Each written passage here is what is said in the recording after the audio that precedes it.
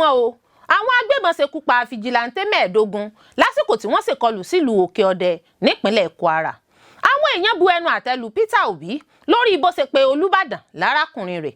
Obi sọ ìdí tó fi pè é bẹ́ẹ̀. He-heee Ajínigbé jí lọ́ọ̀yà tí wọ́n ṣẹ̀ṣẹ̀ búra fún pẹ̀lú ìbátan rẹ̀ lẹ́gbẹ́ àwọn agbẹjọ́rò bá ń rawọ́ ẹ̀bẹ̀ pé kí wọ́n dákun dábọ̀ tú sílẹ̀. Àṣà tí ìṣe ló sọnù tí ìjà àgbà fi ń wáyé láàárín àwọn ọba Yorùbá. A ò fẹ́ bororo, a ò fẹ́ fulani, bẹ́ẹ̀ la ò fẹ́ Meye láwọn ìlú wa mọ́ o. Fún ìdí èyí, a rọ ìjọba ẹ bá wa ti àwọn ọjà kárà pa ní gbogbo ìlú tí ó wà níjọba ìbílẹ̀ gúúsù Kwara. Ìjọba àpapọ̀ sanwó àwọn káńsù sí àpò àwọn alága ẹgbẹ́ APC lọ́sùn. Lọ́rọ̀ bá di gbàgbós, ẹgbẹ́ òṣìṣẹ́ àti ìjọba Ọ̀ṣun bá fárígá. Ẹ wá gbọ́ o, àdínkù yóò bá owó hajj, iye tí àwọn alálàájì yóò san lọ sí Mecca lọ́dún 2026. Olórí Olúwaṣìndárayọ̀ nínú ayé tèmi ni oníròyìn yín. Ẹ gbọ́ àtúpalẹ̀ àwọn ìròyìn náà lẹ́kùnrẹ́rẹ́. You are welcome to Drive TV. If you're new to this channel, consider subscribing so you won't miss out any of our latest video. Wọ́n tún ṣọọṣẹ láabi wọn o. Àwọn agbébọn Sekupa Fijilante Meedogun lásìkò tí wọ́n Sekolu Silu Oke-Ode nípínlẹ̀ Kwara. Ìkọlù àwọn agbébọn nípínlẹ̀ Kwara ti di lemọ́lemọ́ báyìí. Níṣẹ́ làwọn agbébọn tún Sekolu Silu kan nípínlẹ̀ Kwara lọ́jọ́ àìkú Sunday ọjọ́ 28 oṣù kẹsàn-án ọdún 2025. Ìlú kan tí wọ́n pè ní Oke-Ode níjọba ìbílẹ̀ Ìfẹ́lódùn ni wọ́n kọlù tí wọ́n sì pa Fijilante Meedogun nígbà tí àwọn èèyàn míì sì farapa yánnayànna. Ó ṣojú mi kòró kan tí kò dárúkọ ara rẹ̀ ṣàlàyé pé níṣe ni àwọn agbébọn náà ṣínà ìbọn bolẹ̀ tí wọ́n sì ń pa àwọn èèyàn lọ. Ó ní àwọn Fijilante tó dolóògbé náà gbìyànjú púpọ̀ láti kojú àwọn agbébọn ọ̀hún ṣùgbọ́n ipá wọn kò ká àwọn tó kọlù wọn náà. Bákan náà la gbọ́ pé wọ́n tún jí èèyàn 5 gbé sálọ. Ọ̀kan lára ọmọ ẹgbẹ́ Fijilante náà tó pe orúkọ rẹ̀ ní Ajétúnmọ̀bí ṣàlàyé nínú ìfọ̀rọ̀wánilẹ́nuwò kan pé láti alẹ́ Sátidé ni àwọn ti ń gbọ́ pé àwọn agbébọn wà lágbègbè àwọn. Ó ní àwọn ránṣẹ́ sí àwọn ikọ̀ yòókù láti dira ogun sílẹ̀ kó tó ṣẹlẹ̀. Lára àwọn tó ní wọ́n bá ìṣẹ̀lẹ̀ náà lọ ni Ọjì Saheed Metubi, baálẹ̀ Ọgbà Ayọ̀ àti bẹ́ẹ̀ bẹ́ẹ̀ lọ. Àgọ́ ọlọ́pàá ni Ajétúnmọ̀bí sọ pé wọ́n kọ́kọ́ gbé àwọn òkú náà lọ. Wọ́n sì gbé àwọn tó farapa lọ ilé ìwòsàn ìjọba àpapọ̀ nílùú Sàárẹ́. Nígbà tó ń kẹ́dùn ìṣẹ̀lẹ̀ yìí, gómìnà ìpínlẹ̀ Kwara Abdulrahman Abdulrazak rọ àwọn aráàlú láti má ṣe dojú ìjà kọ ara wọn. Gẹ́gẹ́ bí gómìnà Kwara náà ṣe wí nínú àtẹ̀jáde tí akọ̀wé ìròyìn rẹ̀ Rafiu Àjàkáyé fi síta lọ́jọ́ àìkú Sunday, ó bá àwọn mọ̀lẹ́bí tí ìṣẹ̀lẹ̀ yìí ṣẹlẹ̀ sí kẹ́dùn láti inú ọkàn rẹ̀. Ó ní kò sí àlàyé tí òun lè ṣe tó lè tu ọkàn àwọn èèyàn tó gbọ̀gbẹ́ náà lára. Ó ní pẹ̀lú gbogbo bí àwọn ṣe ń sapá tó tí àwọn náwó tó láti ró àwọn ọlọ́dẹ tó ń sọ igbó àwọn lágbára, àwọn èèyàn náà sì ń gbìyànjú lórí ọ̀rọ̀ yìí. Wọ́n ní wọ́n mọ rírì àwọn ikọ̀ aláàbò àti ìgbìyànjú wọn ṣùgbọ́n ó di dandan láti fi kún ipa wọn. Ó rọ àwọn akíkanjú aráàlú Oke-Ode láti má ṣe kó àárẹ̀ ọkàn kí wọ́n sì má ṣe kọjú ìjà síra wọn. Gómìnà Abdulrazak pè fún àfikún ọmọ ogun nípínlẹ̀ Kwara láti kojú ìṣòro ààbò tó mẹ́hẹ̀ náà. Lórí ìpè náà sì ni olú iléeṣẹ́ ológun ilẹ̀ ṣe pàṣẹ pé kí ọ̀gá ológun tó wà nìbàdàn ẹkùn kejì 2nd Division darí àwọn ọmọ ogun rẹ̀ lọ sí Kwara láti kún wọn lọ́wọ́. A ó rántí pé lọ́sẹ̀ tó kọjá yìí ni àwọn agbébọn kan náà ya wọ ìlú Mọ́tòkùn ní ìjọba ìbílẹ̀ Patigi ìpínlẹ̀ Kwara. Wọ́n pa obìnrin aláboyún kan, àwọn 5 míì farapa yánnayànna, wọ́n sì tún gbé èèyàn 18 lọ. Nínú àlàyé iléeṣẹ́ ọlọ́pàá ìpínlẹ̀ Kwara lórí ìkọlù yìí, wọ́n fìdí rẹ̀ múlẹ̀ pé ó ṣẹlẹ̀ ní nǹkan bíi aago 7 àárọ̀ ọjọ́ 28 oṣù kẹsàn-án ọdún 2025 yìí. Àtẹ̀jáde tí SP Adétòun Èjìrẹ́ Adéyẹmí alukoro ọlọ́pàá ìpínlẹ̀ Kwara fi síta lọ́jọ́ náà ṣàlàyé pé àwọn agbébọn ya wọ agbègbè Ọ̀gbáyọ̀ lókè-Ọdẹ níjọba ìbílẹ̀ Ìfẹ́lódùn nípínlẹ̀ Kwara. Ó ní wọ́n bẹ̀rẹ̀ sí yìnbọn lákọlákọ. Àpapọ̀ ọlọ́pàá àti àwọn ikọ̀ àṣọ́gbó National Forest Security Service sì dìde láti kojú wọn. Adétòun sọ pé níbẹ̀ ni àwọn ti rí òkú Fijilante 12 títí tó fi mọ́ baálẹ̀ Ọ̀gbáyọ̀. Àwọn tó kù faragba ọta ìbọn. Èèyàn 4 tó farapa ni wọ́n sáré gbé lọ sí ilé ìwòsàn fún ìtọ́jú nígbà tí wọ́n sì gbé àwọn òkú kúrò. Iléeṣẹ́ ọlọ́pàá ìpínlẹ̀ Kwara àti àwọn ológun àti àwọn àjọ NFS DSS ti fi kún ipa wọn láti mú àwọn tó wà nídìí ìṣẹ̀lẹ̀ yìí. Iléeṣẹ́ ọlọ́pàá Kwara fi dá àwọn èèyàn agbègbè náà lójú pé àwọn máa nawọ́ gan àwọn tó lọ́wọ́ nínú ìkọlù náà. Ó fi kún pé kọmíṣánná ọlọ́pàá Kwara Adékìmí Òjó bá ẹbí àwọn èèyàn tó pàdánù ẹ̀mí wọn kẹ́dùn gidi àti pé iléeṣẹ́ ọlọ́pàá Kwara yóò máa tẹ̀síwájú nínú ìpèsè ààbò fún àwọn èèyàn ibẹ̀. Àwọn èèyàn bu ẹnu àtẹ́ lu Peter Obi lórí bó ṣe pé Olúbàdàn lárákùnrin rẹ̀. Obi sọ ìdí tó fi pè é bẹ́ẹ̀. Olùdíje dupò ààrẹ tẹ́lẹ̀ rí lábẹ́ ẹgbẹ́ òṣèlú Labour Party Peter Obi ti sọ ìdí tó fi pè Olúbàdàn tuntun Ọba Rashidi Adéwọ̀lú Ládọjà lárákùnrin rẹ̀ lẹ́yìn tí wọ́n sọ̀kò ọ̀rọ̀ sí lójú òpó ayélujára. Gómìnà ìpínlẹ̀ Anambra tẹ́lẹ̀ rí ọ̀hún ló kó sọ́wọ́ àwọn èèyàn orí ayélujára nínú ọ̀rọ̀ ìkíni rẹ̀ sí orí adé ọrùn ìlẹ̀kẹ̀ náà. Nínú àtẹ̀jáde kan tó jẹ́ gbígbé jáde sójú òpó ayélujára lọ́jọ́ àbámẹ́ta sátidé ló ti kí ọba aládé náà fún ètò ayẹyẹ ìwúyè dídórí ìtẹ́. Nínú ọ̀rọ̀ ìkíni rẹ̀ ọ̀hún ló ti sọ wípé òun kí arákùnrin òun Ọba Rashidi Adéwọ̀lú Ládọjà Àrùsà kínní kú oríire lórí ètò ayẹyẹ gẹ́gẹ́ bí Olúbàdàn tilẹ̀ Ìbàdàn ẹlẹ́ẹ̀kẹrìnlélógójì. Ó ní ìgorí ìtẹ́ Olúbàdàn jẹ́ àjọyọ̀ fún àwọn èèyàn ilẹ̀ Ìbàdàn, ó sì tún jẹ́ orísun àmúyangàn fún gbogbo ilẹ̀ Yorùbá àti Nàìjíríà lápapọ̀. Ọ̀rọ̀ Òbí náà ló fa àríwísí àti awuyewuye èyí tí wọ́n ṣàpèjúwe gẹ́gẹ́ bí ìkọjá ààyè ìlànà àṣà. Ṣùgbọ́n ẹni tó ń fèsì lójú òpó ayélujára rẹ̀ lọ́jọ́ àìkú Sunday àgbà oyè lẹ́gbẹ́ òṣèlú Labour Party tán ìmọ́lẹ̀ sọ̀rọ̀ náà. Ó ní ẹ̀yin ọmọ Nàìjíríà ẹ má ṣe bínú sí mi ò pé Olúbàdàn lárákùnrin mi láti fi yẹpẹrẹ orí ìtẹ́. Ó tẹnumọ́ pé ọ̀rọ̀ ìkíni kú oríire ọ̀hún ló jẹyọ jáde látinú ìfẹ́ inú rere. Ó ní òun bá Olúbàdàn yọ̀ lórí ayẹyẹ ìwúyè ìgbọ̀pàṣẹ rẹ̀. Ó ṣàlàyé pé òun lo ọ̀rọ̀ arákùnrin mi ọ̀wọ́n láti fi bá àwọn èèyàn tó bá súnmọ́ òun sọ̀rọ̀ àti àwọn tí òun bá bọ̀wọ̀ fún gidigidi. Ó tọ́ka bó ṣe fi inú dídùn kí Òbí ti Onitsha Igwe Alfred Achebe pẹ̀lú irú ọ̀rọ̀ yìí bákan náà.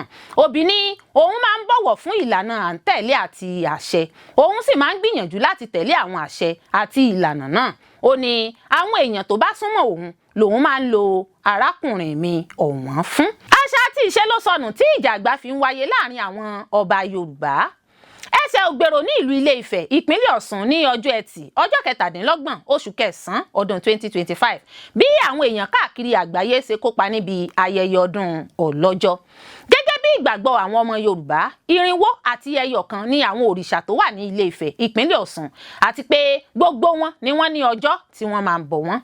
Ọdún Ọlọ́jọ́ jẹ́ ọdún kan pàtàkì ní ilẹ̀ Yorùbá láti fi sàmì ọjọ́ tí Olódùmarè dá ilé ayé, bẹ́ẹ̀ sì ni ó jẹ́ ọjọ́ ọdún tó ti pẹ́ ní ilẹ̀ Yorùbá. Ó jẹ́ ọdún tó máa ń wáyé ní ìrántí Ògún tó jẹ́ àkọ́bí Odùduwà. Àṣà àti ìṣe Yorùbá ló sọnù tí àwọn orí adé fi ń jìjà àgbà. Ọba Ọláyínká Oyètúndé Aláyémọ̀rẹ́ ti Ìdó Ọ̀ṣun sọ pé ọdún Ọlọ́jọ́ ṣe pàtàkì láti fi gbé àṣà ilẹ̀ Yorùbá ga.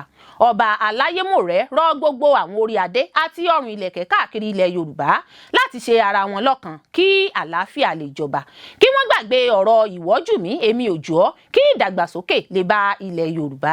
Láti ìgbà ìwáṣẹ̀ ní ìjà ìwọ ojú mi èmi ò jù ọ́ ti máa ń wáyé láàrin àwọn orí adé. Ààrẹ fún ìgbìmọ̀ Yorùbá lágbàáyé Ọládọ̀tun Azan sọ pé ìjà àgbà láàrin àwọn orí adé ti máa ń wáyé láti ìgbà ìwáṣẹ̀ tó sì jẹ́ pé ẹrú ni àwọn ọba máa fi ń kó ara wọn nígbà náà. Ọládọ̀tun wòye pé ogun ìjà ìwọ ojú mi èmi ò jù ọ́ ti yàtọ̀ sí ti ìgbà ìwáṣẹ̀ nítorí ọ̀làjú tó ti gbáyé kan lóde òní, pàápàá lára àwọn ohun tó bayé jẹ́ ní ẹ̀rọ ayélujára tí ọ̀pọ̀lọpọ̀ ń sílò báyìí. Ó ní kò sì lè sí ìdàgbàsókè láàrin ìlú bí ọ̀rọ̀ ìjà àgbà bá ń tẹ̀síwájú láàrin àwọn orí adé àti pé a nílò láti padà sí ìbẹ̀rẹ̀ pẹ̀pẹ̀ kí ìlọsíwájú lè bá ilẹ̀ Yorùbá. Nínú ọ̀rọ̀ tirẹ̀, arábìnrin Tóyìn Kọ́ládé tó jẹ́ ìyálòde Oòduà gba àwọn orí adé ní ìmọ̀ràn láti fi ọ̀rọ̀ ìjà àgbà sílẹ̀ kí àlàáfíà lè pọ̀ láàrin ara wọn àti láàrin ọmọ ilẹ̀ Yorùbá. Arábìnrin Tóyìn pàrọwà sí àwọn orí adé gbogbo kí wọ́n ṣe ara wọn ní òṣùṣù ọwọ̀ kí àlàáfíà lè jọba láàrin wọn. Olóyè Tọ́nadé Ajíbo ṣe àpèjúwe ọ̀nà tí ọdún Ọlọ́jọ́ fi jẹ́ ọdún àṣà ní ilẹ̀ Yorùbá àti bó ṣe jẹ́ ọdún àpéwò. Olóyè Tọ́nadé ní láti ìgbà tí Ọọ̀ni Ilé-Ifẹ̀ ọba Ẹnìtàn Ògúnwùsì gorí ìtẹ́ ní ní ọdún ọlọ́jọ́ ti di gbajúgbajà tí ọ̀pọ̀ èèyàn máa ń farahàn níbi ayẹyẹ ọdún náà. Ó ní ojú tí òun fi ń wo ìdàgbàsókè àṣà ilẹ̀ Yorùbá ni pé àṣà Yorùbá ti ní ìdàgbàsókè sí ju tàtẹ̀yìnwá lọ. Ó wá rọ gbogbo àwọn orí adé láti ṣe ara wọn lọ́kan kí ìdàgbàsókè lè tún dé bá àṣà Yorùbá àti ọdún ọlọ́jọ́. Ọba ẹni ìtàn Ògúnwùsì Ọọ̀ni ti Ilé-Ifẹ̀ ru adé ìṣẹ̀ǹbáyé tí wọ́n pè ní adé àrè tí ìgbàgbọ́ wà pé òun ló wúwo jùlọ lágbàáyé láti fi wúre fún gbogbo èèyàn. Àrà ọ̀tọ̀ ni ayẹyẹ ọdún ọlọ́jọ́ gbé wá ní ọdún yìí bí aṣọ òkè ṣe ń pe ara wọn rán níṣẹ́ níbẹ̀. Gẹ́gẹ́ bí ìgbàgbọ́ àwọn Yorùbá, irinwó àti ẹyọ kan ni àwọn òrìṣà tó wà ní Ilé-Ifẹ̀ ìpínlẹ̀ Ọ̀ṣun àti pé gbogbo wọn ló ní ọjọ́ tí wọ́n máa ń bọ̀ wọ́n. Ọdún ọlọ́jọ́ jẹ́ ọdún kan pàtàkì ní ilẹ̀ Yorùbá èyí tí wọ́n fi máa ń sàmì ọjọ́ tí Olódùmarè dá ilé ayé. Ọdún ọlọ́jọ́ wà lára àwọn ọdún tó ti pẹ́ ní ilẹ̀ Yorùbá. Ó jẹ́ ọdún tó máa ń wáyé ní ìrántí Ògún tí ìgbàgbọ́ wà pé ó jẹ́ àkọ́bí Olódùmarè. Ṣáájú àjọyọ̀ ọdún yìí ní Ọọ̀ni Ilé-Ifẹ̀ yóò ti wà ní ìgbélé ọjọ́ méje níbi tí yóò ti máa ṣe àdúrà fún ìran Yorùbá àti orílẹ̀-èdè Nàìjíríà lápapọ̀. Lẹ́yìn èyí ni Ọọ̀ni máa jáde síta pẹ̀lú adé àrè èyí tí ìgbàgbọ́ wà pé òun ni Odùduwà kọ́kọ́ dé. Láàárín oṣù kẹsàn-án sí oṣù kẹwàá ọdún ní ọdún ọlọ́jọ́ máa ń wáyé. Ọ̀pọ̀lọpọ̀ àwọn èèyàn káàkiri àgbáyé ni wọ́n máa ń péjú pésẹ̀ sí ìlú Ilé-Ifẹ̀ láti kópa níbi ayẹyẹ ọdún ọlọ́jọ́ náà. Àwọn ajínigbé jí lọ́ọ̀yà tí wọ́n ṣẹ̀ṣẹ̀ búra fún pẹ̀lú ìbátan rẹ̀. Lẹ́gbẹ́ àwọn agbẹjọ́rò bá ń rawọ́ ẹ̀bẹ̀ pé kí wọ́n dákun dábọ̀ tú sílẹ̀. Ẹgbẹ́ àwọn agbẹjọ́rò ní Nàìjíríà, Nigerian Bar Association NBA, ti kàn sí ìjọba àpapọ̀ láti sọ̀nà ìyọ̀ǹda akẹgbẹ́ wọn Onyezom Peace Udoka tí àwọn ajínigbé jí gbé láìpẹ́ yìí.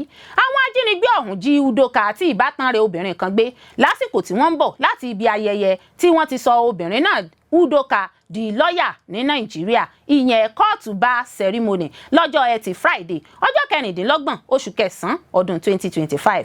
Ìròyìn sọ pé ìlú Àbújá ni lọ́ọ̀yà Udoka àti ìbátan rẹ̀ ti ń bọ̀ níbi tí ayẹyẹ náà ti wáyé agbègbè Lọ́kọ́jà Ọ̀kẹ́nẹ́ nípínlẹ̀ Kogi ní àwọn ajínigbé náà sì ti rẹ́bùrú wọn tí wọ́n sì gbé wọn sá lọ síbi tí ẹnìkankan ò tí ì mọ̀ báyìí. Ààrẹ ẹgbẹ́ NBA Afam Ozigwe ṣàlàyé lójú òpó Twitter rẹ̀ pé ìṣẹ̀lẹ̀ ìtinilójú tí kò bójúmu gbáà ni èyí jẹ́. Ó ní ó bani lọ́kàn jẹ́ pé àsìkò tó yẹ kí Nàìjíríà máa yọ̀ lórí ọjọ́ iwájú iṣẹ́ òfin ní àwọn kan sọ ọ̀dọ́mọdé lọ́ọ̀yà náà àti àwọn ẹbí rẹ̀ sínú ìbànújẹ́. Kò sí mọ̀lẹ́bí tó yẹ kó kojú irú ìdààmú yìí, kò sì yẹ kí aráàlú máa gbé nínú ìpayà ní gbogbo ìgbà nítorí ewu tó kún ojú ọ̀nà wa gbogbo. Ẹgbẹ́ náà wá ń pe ìjọba àpapọ̀ àti gbogbo ẹ̀ṣọ́ aláàbò tó yẹ láti tètè mójútó ìṣẹ̀lẹ̀ yìí kí wọ́n sì rí dájú pé wọ́n tú akẹgbẹ́ wọn náà àtàwọn yòókù tó wà lákàtà àwọn ajínigbé sílẹ̀. Èyí lẹ̀bẹ̀ tí ààrẹ fún ẹgbẹ́ àwọn lọ́ọ̀yà náà bẹ́ẹ̀. Ó ní kò yẹ kí ìjọba tẹ̀síwájú nínú fífi ọwọ́ yẹpẹrẹ mú ààbò àwọn ọmọ Nàìjíríà nítorí àkọ́kọ́ nínú ojúṣe ìjọba ní rírí sí ààbò aráàlú. Alukoro ọlọ́pàá Nàìjíríà CSP Benjamin Hundeyin kéde pé àwọn ti rí èèyàn 8 gbà padà nínú àwọn 12 tí àwọn ajínigbé náà jí gbé lójú ọ̀nà Ọ̀kẹ́nẹ́ Auchi lọ́jọ́ Ẹtì Friday ọjọ́ 26 oṣù kẹsàn-án ọdún 2025. Nínú àtẹ̀jáde tó fi síta lọ́jọ́ Àìkú Sunday ló ti ní pẹ̀lú ìrànlọ́wọ́ ọlọ́pàá àti àwọn ológun ní àwọn fi rí àwọn èèyàn náà gbà padà. Ó ní ìgbìyànjú sì ń lọ lọ́wọ́ láti rí àwọn tó ṣẹ́kù sí ìgbèkùn ajínigbé náà gbà padà pẹ̀lú àlàáfíà ara. Tí à ń bá ń kíyèsí, a ó rí i pé ìjínigbé jẹ́ ọ̀kan lára àwọn ìpèníjà ààbò tó ń kojú orílẹ̀-èdè Nàìjíríà.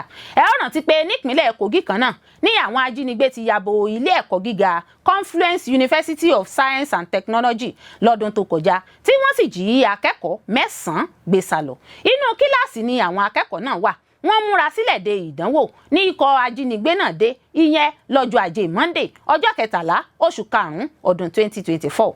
Lóṣù karùn-ún ọdún 2025 yìí kan náà ní àwọn olè orí omi Sea Pirates jí arìnrìn-àjò 13 gbé lójú omi Isaka Waterways níjọba ìbílẹ̀ Okirika ìpínlẹ̀ Rivers. Àwọn akẹ́kọ̀ọ́ oníwèé 10 tó rin ìrìn àjò láti lọ ṣe ìdánwò wọn ní ìṣẹ̀lẹ̀ náà ṣẹlẹ̀ sí lọ́jọ́ 6 oṣù karùn-ún ọdún 2025. Ìyá kan tí ọmọ rẹ̀ wà lára àwọn tí wọ́n jí gbé náà ṣàlàyé nígbà náà pé ọmọ òun Bata Benjamin wà lára àwọn akẹ́kọ̀ọ́ 13 tí ajínigbé gbé sá lọ. Ó ní àwọn ọ̀dọ́mọbìnrin 7 ló wà lára àwọn ọmọ náà tí wọ́n jí gbé tí àwọn kò sì tí ì rí wọn padà di àsìkò yìí. A ò fẹ́ bororo, a ò fẹ́ Fúlàní, bẹ́ẹ̀ la ò fẹ́ Màyétì àlà láwọn ìlú wa mọ́ o. Fún ìdí èyí, a rọ ìjọba ẹ bá wa ti àwọn ọjà kárà pa ní gbogbo ìlú tí ó wà níjọba ìbílẹ̀ gúúsù Kwara.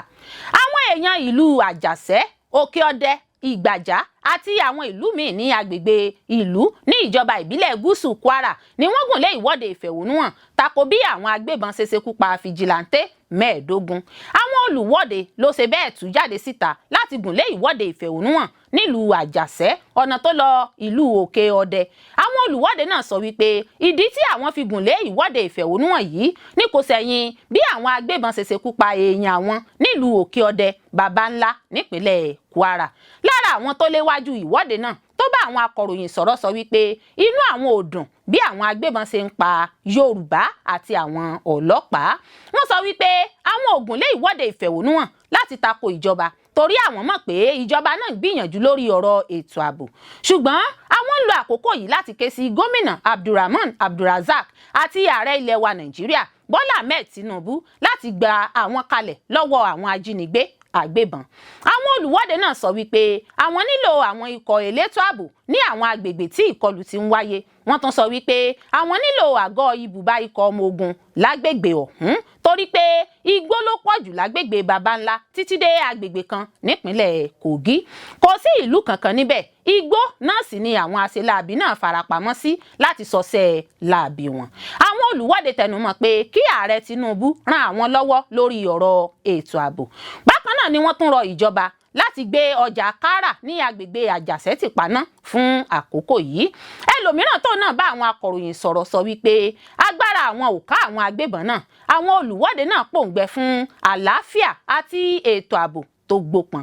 A rántí pé ìlú Oke-Ọdẹ níjọba ìbílẹ̀ Ìfẹ́lódùn ní àwọn agbébọn kọlù láàárọ̀ ọjọ́ Àìkú Sunday tí wọ́n sì pa Fijilante Meedogun nígbà tí àwọn èèyàn míì sì farapa yánnayànna. Ó ṣojú mi kòró kan tí kò dárúkọ ara rẹ̀ ṣàlàyé pé níṣe ni àwọn agbébọn náà ṣínà ìbọn bolẹ̀ tí wọ́n sì ń pa àwọn èèyàn lọ. Ó ní àwọn Fijilante tó dolóògbé náà gbìyànjú púpọ̀ láti kojú àwọn agbébọn ọ̀hún, ṣùgbọ́n ipá wọn kò ká àwọn tó kọlù wọn náà. Bákan náà la gbọ́ pé wọ́n tún jí èèyàn 5 gbé sá lọ.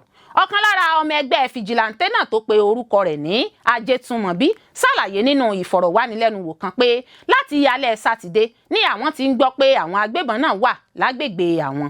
Ó ní àwọn ránṣẹ́ sí àwọn ikọ̀ yòókù láti dìra ogun sílẹ̀ kó tó ṣẹlẹ̀. Lára àwọn tó ní wọ́n bá ìṣẹ̀lẹ̀ náà lọ ní Ọjì Saidi Metumbi, baálẹ̀ ọgbà Ayọ̀ àti bẹ́ẹ̀ bẹ́ẹ̀ lọ.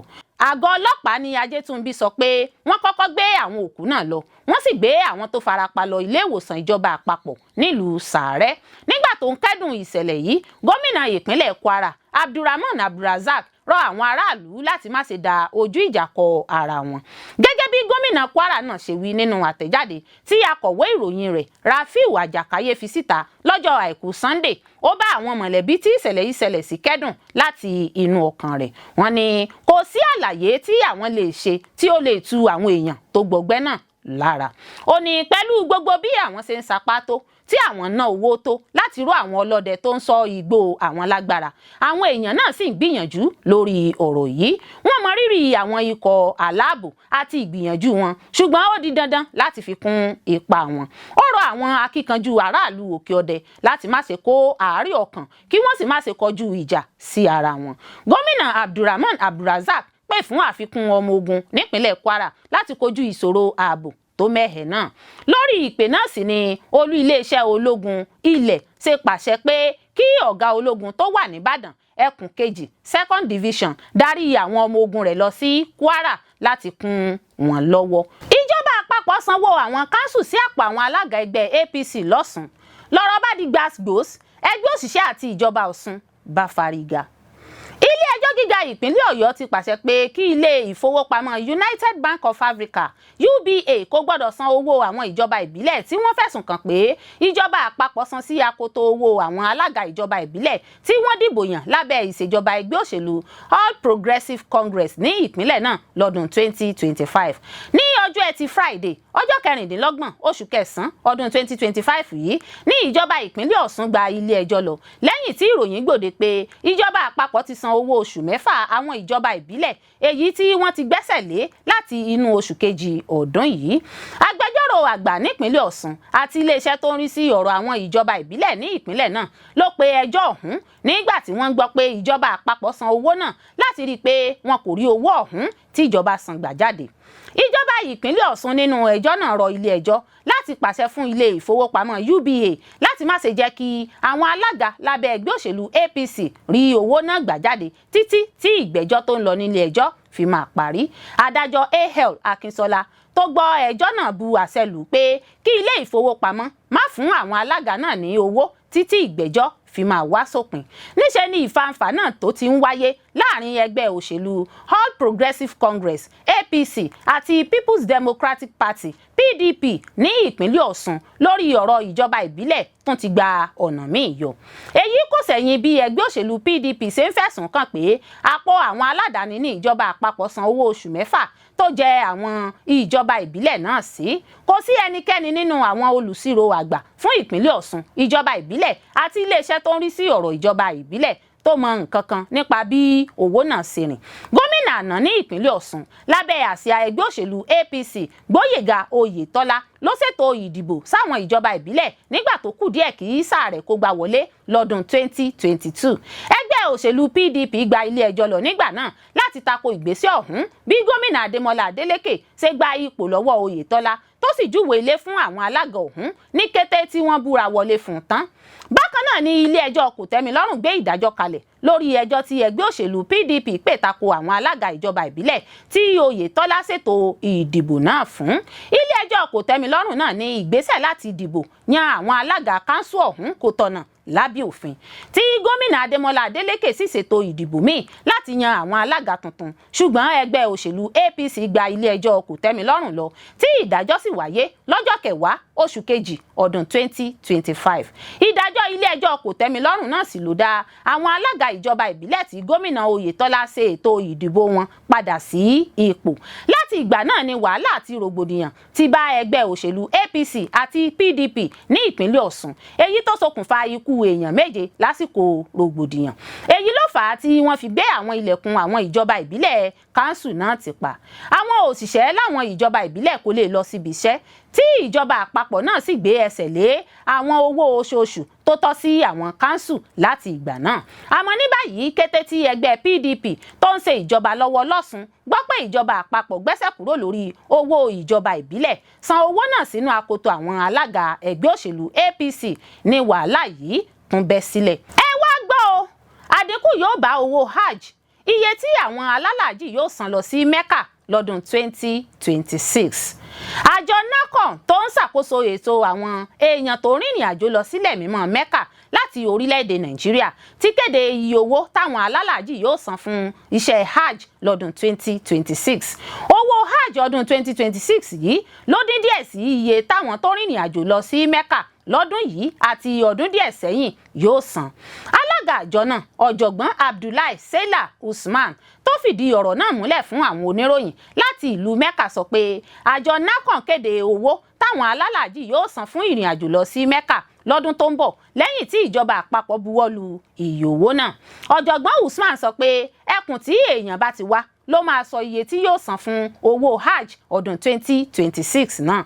Ọ̀jọ̀gbọ́n Usman ní àwọn tó bá fẹ́ lọ fún hajj láti ẹkùn Maiduguri Yola tí ìpínlẹ̀ Yobe, Borno, Adamawa àti Taraba wà lábẹ́ rẹ̀ yóò san mílíọ̀nù 8 náírà ó lé díẹ̀ 8,118,333 fún hajj ọdún tó ń bọ̀ dípò 8,327,125 náírà tí wọ́n san lọ́dún 2025. Àdínkù 208,791 iye owó yìí ló bá iye táwọn èèyàn yóò san láti ẹkùn náà fún iṣẹ́ hajj ọdún 2026. Alága àjọ ìgbìmọ̀ NACON fi kún ọ̀rọ̀ rẹ̀ wípé àwọn alálàájì láti àwọn ìpínlẹ̀ míì lẹ́kùn àríwá Nàìjíríà tí wọ́n san 8,457,685 million naira ní èsín yóò san 8,244,813 báyìí. Àdínkù 212,871 naira ni yóò bá iye owó tí wọ́n san fún iṣẹ́ hajj ti ọdún yìí sí ti ọdún tó ń bọ̀.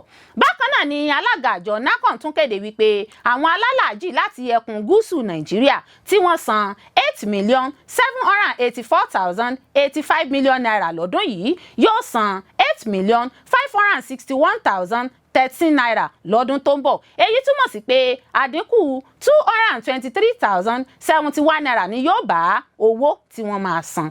Ìdí rèé tí àdínkù náà yóò fi bá owó hajj ní ọdún 2026. Ọ̀jọ̀gbọ́n Usman ní ìdí méjì ni àdínkù fi bá owó àwọn alálàájì fọdún 2026. Ìdí àkọ́kọ́ ni pé àwọn kò fẹ́ káwọn arìnrìn-àjò sí hajj láti Nàìjíríà ní ìnira rárá. Èyí ni ó mú kí wọ́n rí ẹ̀dínwó díẹ̀ gbà sí láti 4,770 naira sí iye tí wọ́n máa san tẹ́lẹ̀. Ó ní àwọn gbìyànjú lọ́dún tó lọ láti rí i pé àdínkù 720 naira rìyà bá owó tí alálàájá kọ̀ọ̀kan san fún iṣẹ́ hajj. Ó ní bákan náà ni àwọn tó ti rí ẹ̀dínwó 150 rìyà gbà sí lọ́dún yìí. 3,900 rìyà làwọn alálàájì yóò san báyìí dípò 4,770 rìyà tí wọ́n máa san tẹ́lẹ̀. Ìdí kejì ni pé 1,600 naira ní pàṣípààrọ̀ owó náírà sí dọ́là kan lọ́dún tó lọ, ṣùgbọ́n 1,550 naira ní dọ́là kan báyìí. Ọ̀jọ̀gbọ́n Usman ṣàlàyé bẹ́ẹ̀. Gẹ́gẹ́ bí ìbéèrè tí àwọn èèyàn kan wá ń béèrè ni pé nígbà wo ni òpin yóò dé bá sísan owó hajj fọdún 2026. Nígbà tó ń sọ̀rọ̀ lórí ìgbà táwọn èèyàn kò ní láǹfààní mọ́ láti sanwó fún ìrìn àjò hajj fọdún 2026, ọ̀jọ̀gbọ́n Usman sọ pé ó ṣe pàtàkì fáwọn tó bá fẹ́ lọ hajj láti mọ̀ pé wọ́n ní láti tètè san owó hajj wọn. Alága àjọ NACON ní ọjọ́ 21 oṣù kejìlá ọdún yìí ni àjọ náà kò ní gba owó hajj ọdún 2026 mọ́.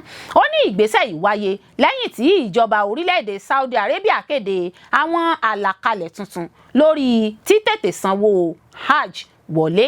Olórí Olúwaṣìndáráyọ̀ nínú ayé tèmi ni oníròyìn yín. Ẹ ṣé púpọ̀ fún gbígbọ́ àti wíwò tí ẹ̀ ń wò wá. Etí tí ẹ̀ fi ń gbọ́ wa kò ní di, ojú tí ẹ̀ fi ń wò wá kò ní fọ́. Láṣẹ Adẹ́dàá yóò sì dára fún yín.